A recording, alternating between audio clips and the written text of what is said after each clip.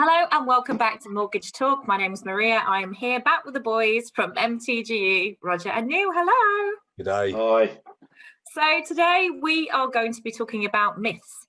Not myths and legends, because none of us can officially be legends yet. There's still time.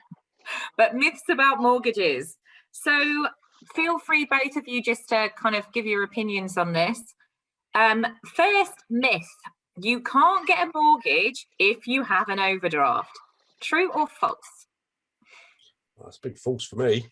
I was going to say I never would have got a mortgage otherwise. I'm sure that's reassuring for a lot of people. Overdrafts are a result of today's lifestyle, provided you actually stay within your overdraft, and it's generally fine. So there's no real major issues with that. We are talking about sort of a relatively normal overdraft, not one to say 10 or 15 or 20,000, because that would be seen as obviously quite high risk.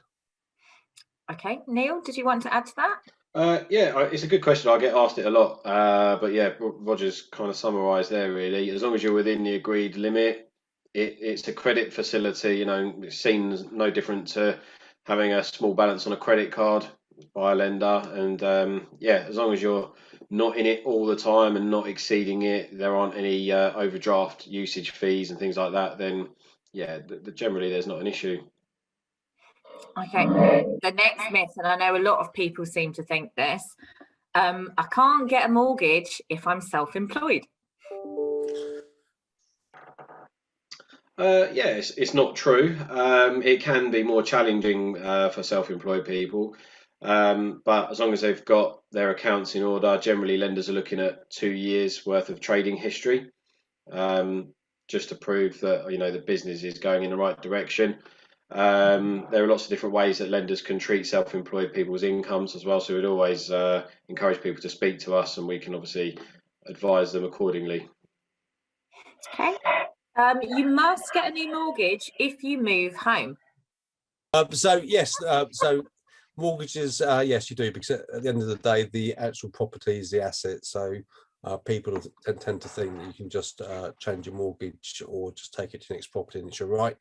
It's clearly not, because it obviously needs to meet criteria, and obviously the actual property it's buying needs to be checked out as well.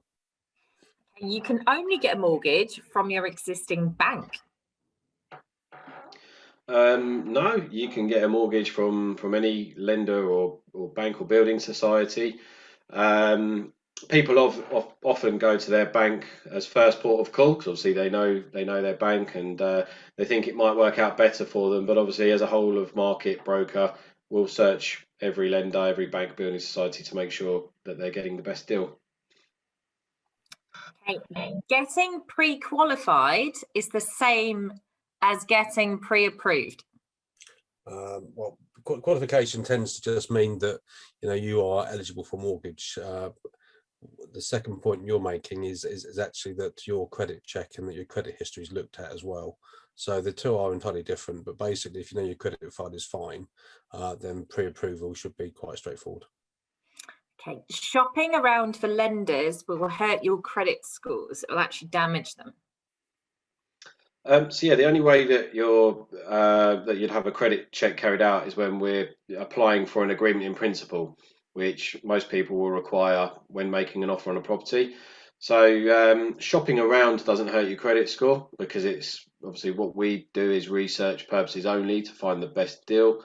Once we've narrowed it down to a specific lender, then we'll apply for an agreement in principle. But generally speaking, a lot of lenders now, it's a soft footprint, so it doesn't damage credit rating. So yeah, I'd probably say no to that one. Okay, you need to put down a 20% deposit. Well, no, it's the new government scheme states 5% on a second-hand property and 5% on new build. So clearly, the actual bigger the deposit, the more chance of being accepted, because the less risk there is to a lender, and the cheaper it is for you. So you should always try and maximise your deposit where possible. Okay, the down payment is only the upfront cost. So yeah, the deposit obviously is the main one, but there are other upfront costs. So sometimes you'll have a survey fee or valuation, although a lot of lenders now include that for free. You have solicitors' fees as well. depending on the type of property, you might need a more in-depth survey carried out. So there are other costs associated to it. But yeah, the physical deposit is obviously the biggest chunk of money that people will be parting with. Okay, renting is cheaper than buying. Oh, no, certainly not. No way. Renting, I mean, look, some people are in that position because of the circumstances, and we appreciate that. But if you can afford to buy, it's better to get the own roof over your head. It's your asset. You benefit technically from obviously reducing debt and obviously capital appreciation on the property. So it's a win-win. The lowest interest rate is the best option when looking. Yeah, I mean, it's not always the best option. Some low interest rates look great on paper and obviously got they're headline grabbing, but the best way of looking at a deal is on total cost. So it factors in the fees that you might be applicable to the mortgage over the fixed period. So there may be a really low interest rate, but the fees are high, and over say a 2-year period, that may work out more expensive than a deal with a slightly higher interest rate but lower fees. So a low rate is great, obviously, but yeah, it's the deal that works out cheapest over the initial period that is best advice. And instead of doing pros and cons this week, I would love you to go between you and reveal some of the most commonly asked questions you get. Roger, go. Can you get a mortgage with 1 year's accounts? And the answer is yes, you can. Neil? I think we've covered it. We've covered a lot of the ones that I get asked. Yeah, look, minimum deposits.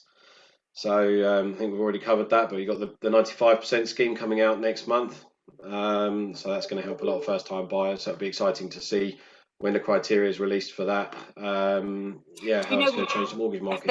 If they actually announce when the date where they're going to actually release the criteria, so everybody's going to know. Well, I think it falls into the next tax year. That'll be after the 5th of April. Okay. That's just not my thought process on that one. Any others, Roger? What was the questions again? Common questions. Common questions. Common questions you get asked. So look, people always come back to us and say, I've got a blip in my credit history, or I've got some missed payments, and I've got a default, all those things. The answer to that is that if you seek advice from third party or from social media, then you're going to get people's input, which is really great and really helpful, but it won't necessarily give you the comfort you want. What I would say is reach out to a broker. A broker is there to try and assist you. Look at those which are fee-free, so that you get the advice, and hopefully they can actually put you in a position to actually move forward. We're not, none of us are perfect. We've all got bad credit in some circumstances. What one considers to be fine, somebody else would say isn't. So don't be too hard and don't judge yourself. That's amazing, and as always, you never charge for your advice, which is incredible. Yeah. Okay, so next week's hot topic is going to be about the self-employed. What happens if you're a contractor starting a new job, or when you're in a probation period, and how that affects you being able to get a mortgage. Until then, thank you very much for your time.